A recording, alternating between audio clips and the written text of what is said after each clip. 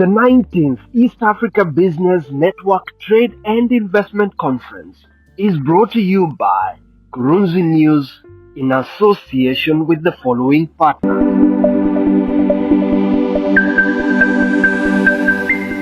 All right, welcome back to this broadcast from the sidelines of the 2024 edition of the East African Business Network. We continue to have conversations with different investors, different people who are taking part in this event. And basically, we're trying to see, bring together the different perspectives in terms of the opportunities that do exist for business between the United States and the diaspora in East Africa. Remember, like we said, we have people from different countries, 7 of them from the East African region, but we also have participants from other parts of the world who are speaking here in the areas of manufacturing, transport, energy, finance, education, healthcare, and name it. So right now, I'm talking to Mr. Charles Thuo. Charles is from Apexloads, and that is providing a logistics solution in Kenya and East Africa. So, Charles, good to have you. Thank you. Thank you. Let's begin with Apexloads. Who are you, and what exactly are you introducing to the Kenyan logistics space? Well, thank you. Thank you for having me. It's awesome. It's awesome.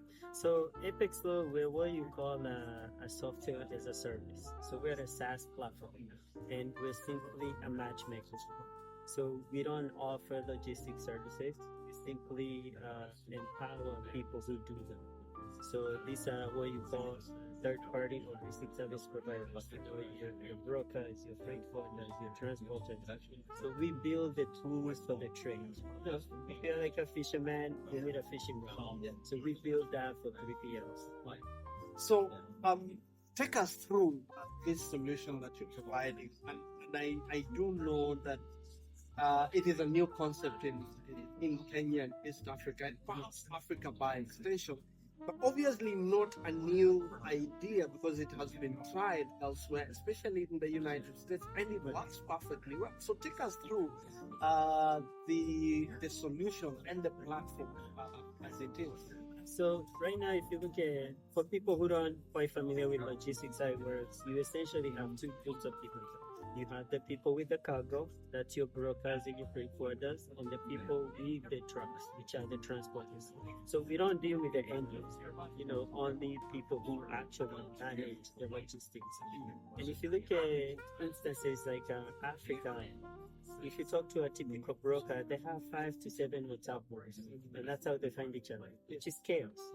There's people looking for jobs, there's people selling trucks, and some of these groups have like up to 700 members. So whenever you post a load or search for a load, it automatically gets buried. So we have like here in North America, we have platforms that you call a load.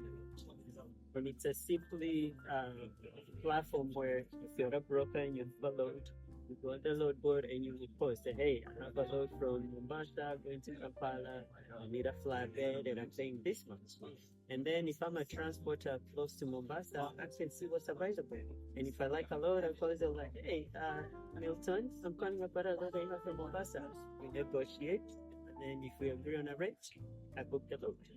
So basically, that's how it works. Yeah. Simply put, this almost works like the Uber or the taxi hailing thing, where you put it there, you're looking for you want to go somewhere, somebody has provided the gateway and the platform, so that you have the car driver, you have the passenger, and these two go together. So tell us, in terms of, getting to the Kenyan, the East African by extension, Africa, how is it? What is the experience? And I'm a broker, I'm a freight forwarder. Yeah. So where is my starting point? How do I get explored from it to be able to benefit from this? So and how much? Yes. Don't tell me it's a free service. But if it is, you can as well say that. So we're similar to what an Uber would be, but the biggest difference, and I think the best difference is that we do not charge commissions. So your effort is your own benefit. So if you work hard, you make more money. You don't charge commission. So we operate as an independent market. You subscribe to use our platform. Subscribe. You've been doing this for 10 years. We can't teach you how to do your job. You know how. If I try to do that, you're gonna tell me, like, Charles, what do you know about logistics in Kenya? And I'm not trying to disrupt you. I'm just trying to give you the tool. So to sign up on Apexloads, visit our website. We have guys on the ground. Some of people may have already talked to some of our team on the ground. And right now, what we're trying to do is build credibility. Like right now, we trust Uber enough to get into a car with a stranger. You trust Airbnb enough to go sleep in someone's house. Yeah. And so we need the same level of credibility. That way, brokers comfortable posting their cargo on our platform without worrying about the people they are working with. Because, if you get a car, if with an Uber, you trust that guy is not going to kidnap you. So I want the brokers to have the confidence whenever they post cargo on our platform, their cargo is not going to get stolen. But now, credibility goes both ways. Because as much as you're a broker, you're worried about your cargo missing, a transporter is worried about not getting paid. Yeah. So if you want me to get verified, you need to also be verified. And that's some of the solutions that we're trying to build for us so we can trust each other, so we can work together. So that introduces a very interesting aspect of business, which is the KYC. Yes. And you are the people in the middle here. So the broker wants to believe that the person we've allowed on your platform is actually credible and can be trusted. And the reverse applies. Yes. So what are some of the KYC elements that you look at as part of the vetting process for you to then onboard people who subscribe to the So some of these systems, Milton, they're already in place. It's only that they're not being put into practice.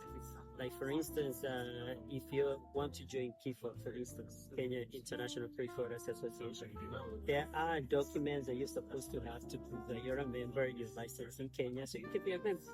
Those are the same documents that we're asking for. And an additional benefit for our KYC system, it's a no cost. So if you don't have one, if you're not verified, it's because you're probably not legit. Because if you have the document, it's not cost. There is not absolutely no reason why you shouldn't be verified. And the reason why we're making it a no cost and why we're making that investment is because logistics only works whenever people can trust each other. Like, I want to connect people, but I cannot connect them if they don't trust each other. So, and there's a famous saying that goes, a rising tide lifts our boats. We gotta work together. And now we need to trust each other. And now that's what kind of making it simpler. So we do not come up with a requirement.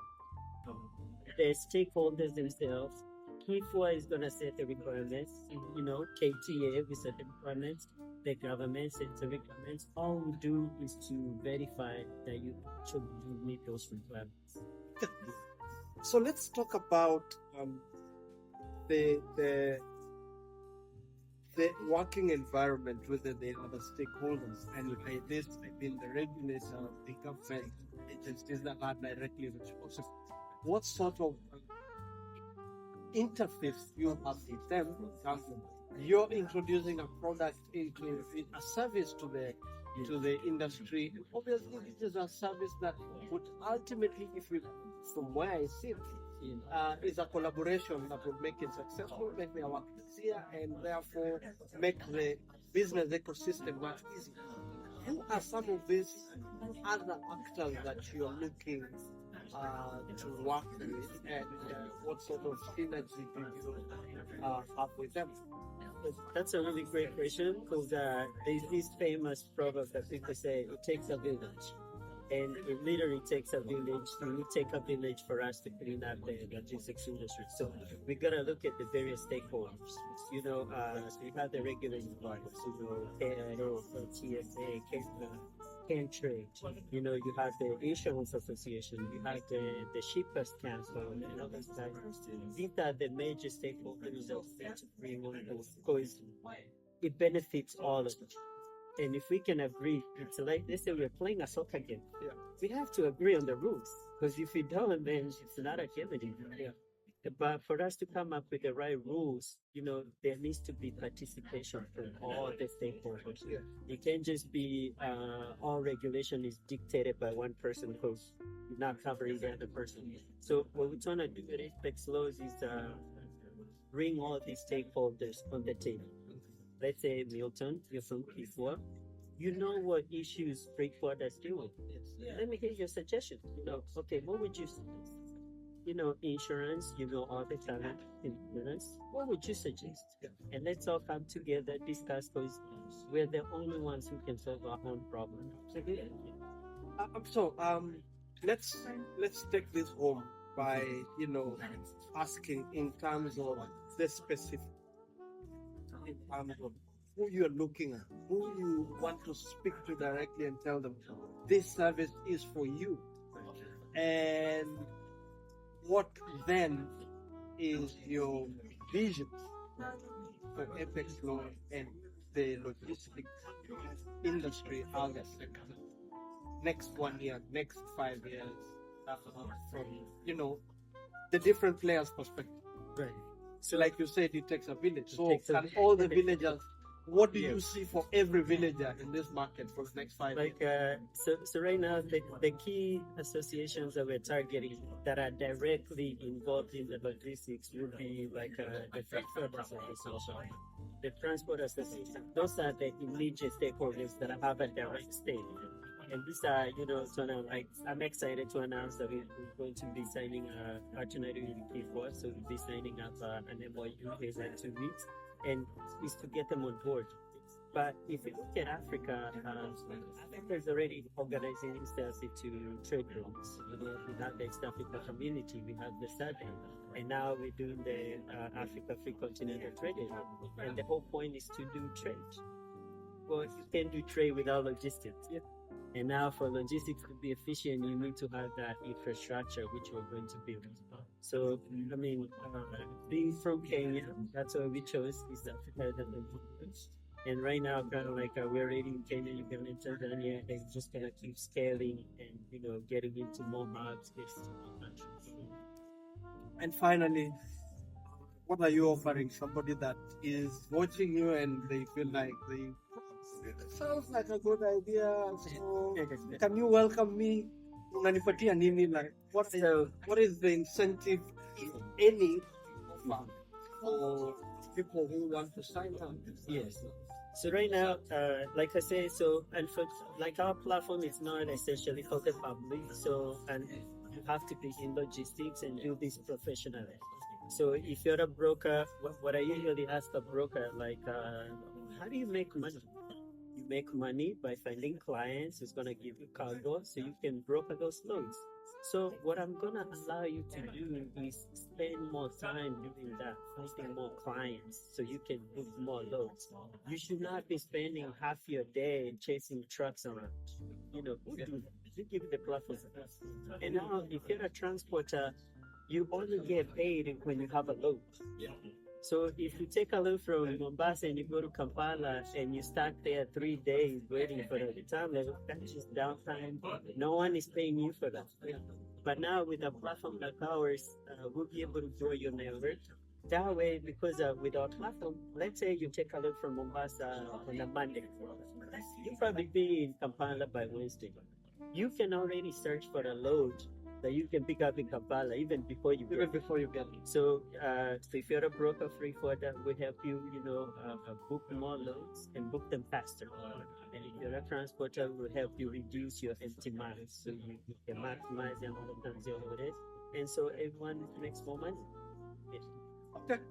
Charles Thuo, CEO of Apexloads, who are a logistics solutions provider, who are doing a mobile application that brings together all the players in the freight sector, especially the brokers and the transporters, in a way that makes it easy and more efficient to get business and to be able to do their their job and make their money. So thank you, Charles, for taking us, and wish you all the best as you continue scaling the sites. Yes, sir. And we continue to talk from the sidelines of the East African Business Network, which is coming to a close. And there's a lot more. We are talking to many different people to get the different perspectives from the different sectors of participants that were represented here at this 3-day conference. Stay with us.